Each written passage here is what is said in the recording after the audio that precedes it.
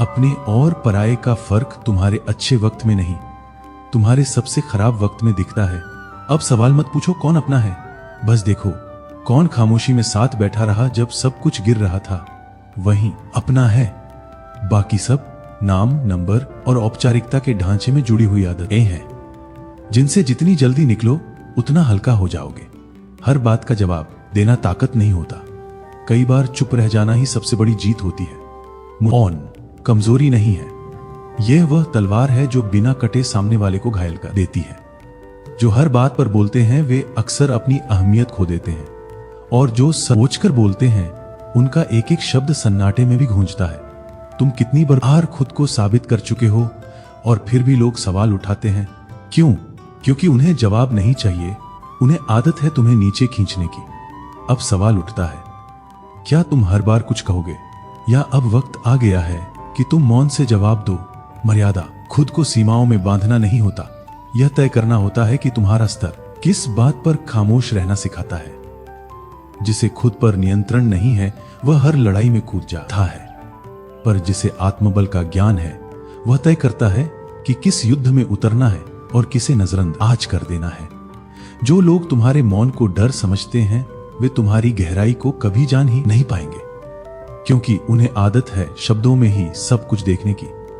लेकिन गहरी आत्माएं कम बोलती हैं, कम दिखाती हैं, पर सबसे ज्यादा सहती हैं।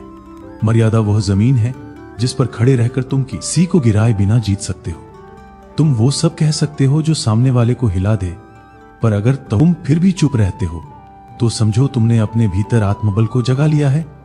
लोग सोचते हैं जो चुप है वो डरता है, पर वे नहीं जानते कि जो आत्मा में स्थिर है वो बाहर की हर हलचल को देख सकता है बिना खुद डगमगाए। शब्दों से प्रतिक्रिया देना आसान है, पर बिना कुछ बोले किसी को सोचने पर मजबूर कर देना, यही असली शक्ति है। तुम्हारे चारों ओर लोग तुम्हारी प्रतिक्रिया के भूखे हैं। उन्हें चाहिए कि तुम जवाब दो ताकि वे और बहस कर सकें, लेकिन अगर तुम शांत रहो तो उनकी सारी शक्ति उसी पल खत्म हो जाती है। मौन वह दर्पण है जिसमें सामने वाला यही विकारों को देख लेता है।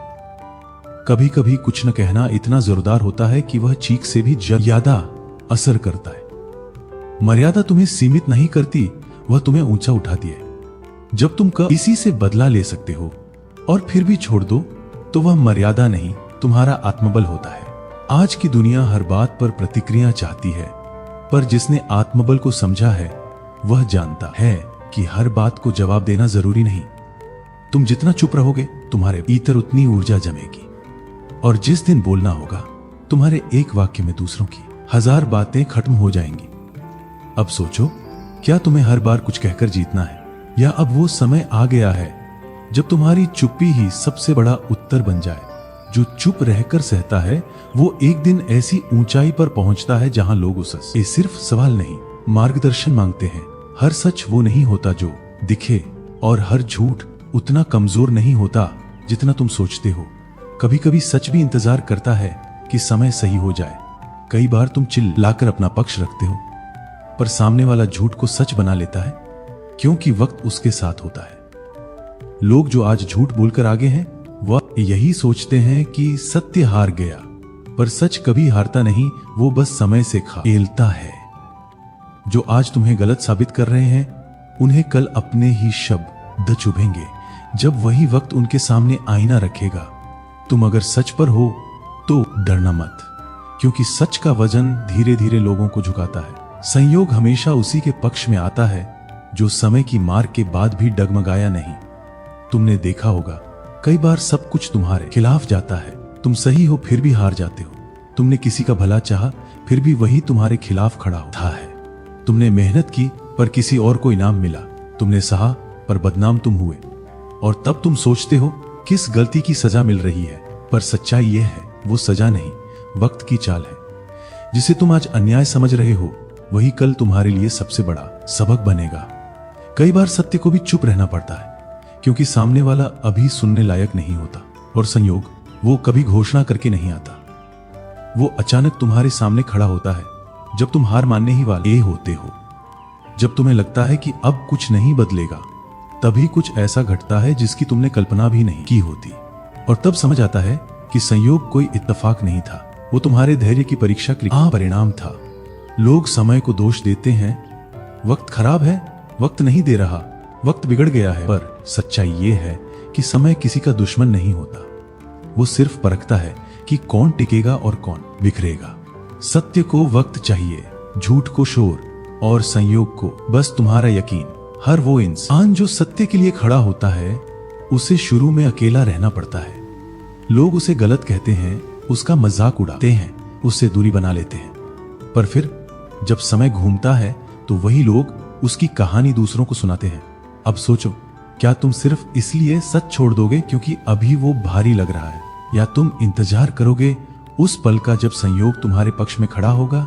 क्योंकि जब वक्त सही होता है तब बिना कुछ कहे भी सब कुछ तुम्हारे हक में हो जाता है, और जब सब योग जागता है तब बंद दरवाजे भी तुम्हारे सामने खुद खुलने लगते हैं।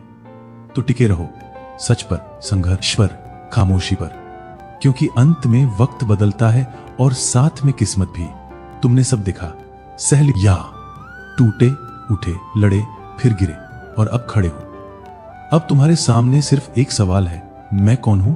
तुमने दूसरों के लिए बहुत कुछ किया, अपेक्षाएं उठाई, वादे निभाए, सह लिया वो जिसके लिए कोई माफी नहीं थी। अब तुम्हें खुद से पूछना होगा, मेरे भीतर जो कुछ बचा है क्या वो मेरे लिए काफी है? श्री कृष्ण कहते हैं, जब तुम सारे द्वंद्वों से ऊपर उठ जाते हो तब जीवन को समझ पाते हो।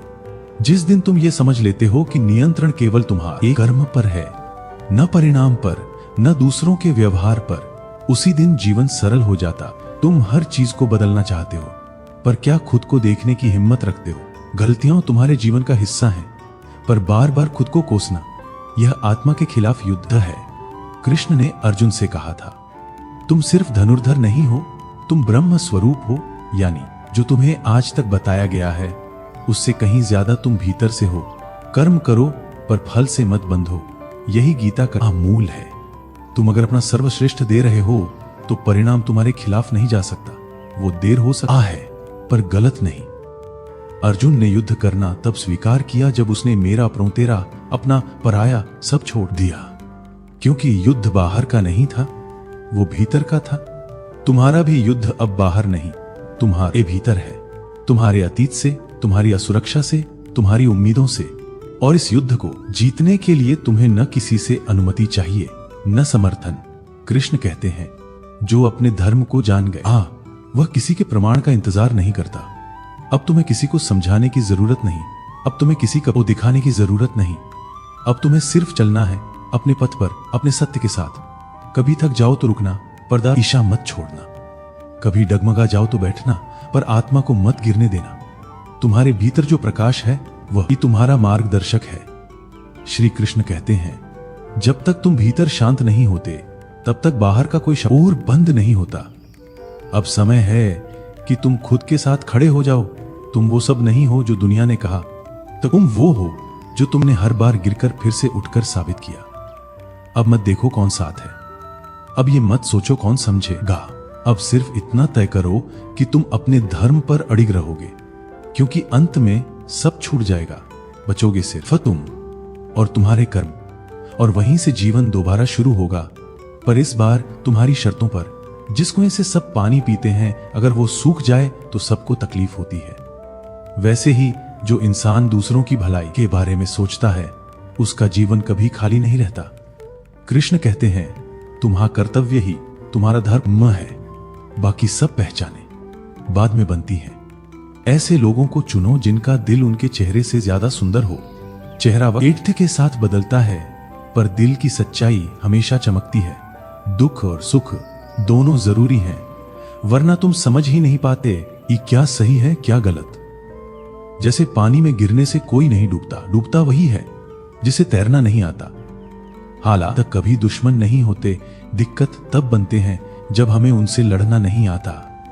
जिंदगी की सबसे बड़ी तालीम सबसे मुश्किल वक्त ही देता है। भावनाएं अच्छी हैं, लेकिन अगर उन पर काबू नहीं तो वही भावनाएं तुम्हें तोड़ देती है। काबिल लोग किसी से डरते नहीं और किसी को डराते भी नहीं। वे जवाब दे सकते हैं, लेकिन सोचते हैं कीचड़ में पत्थर कौन फेंके। प्रेम कहता है तुम जहां भी रहो खुश रहो। मोह कहता है तुम्हें मेरे अनुसार चलना चाहिए। इस ये जीवन में प्रेम रखो, मोह नहीं, क्योंकि मोह बंधन है, प्रेम मुक्ति है। प्रेम में न डर होता है न असुरक्षा। ये तुम्हें हल्का बनाता है, आजाद करता है। लेकिन मोह तुम्हें बांधता है, तुम्हारी खुशी को दूसरों पर निर्भर बनाता है। जिसे तुम मोह कहते हो वो दरअसल एक चाहत है कि कोई तुम्हारे अनुसार चले। इसमें अधिकार की भावना होती है, संतोष नहीं। इसलिए मोह कभी शांत नहीं ये होता, वो हमेशा और चाहता है। लेकिन प्रेम सिर्फ देना जानता है। ये निस्वार्थ होता है, शुद्ध होता है, और सबसे बड़ी बात, ये तुम्हें ऊपर उठाता है, गिराता नहीं।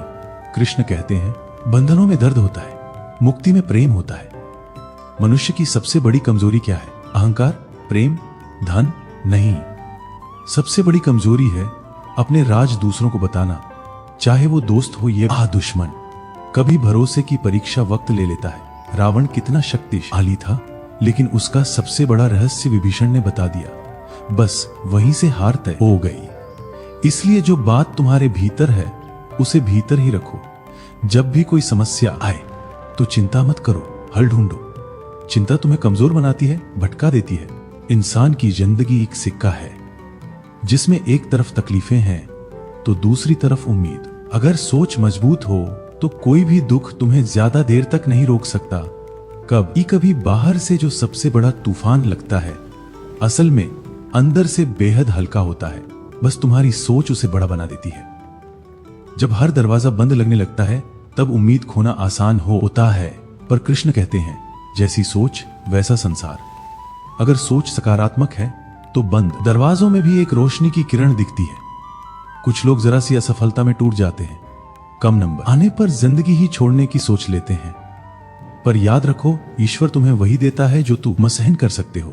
रात के बाद दिन आता है तो दुख के बाद सुख भी आता है। जीवन की इस दौड़ में रुककर आपने जो सुना वह साधारण नहीं।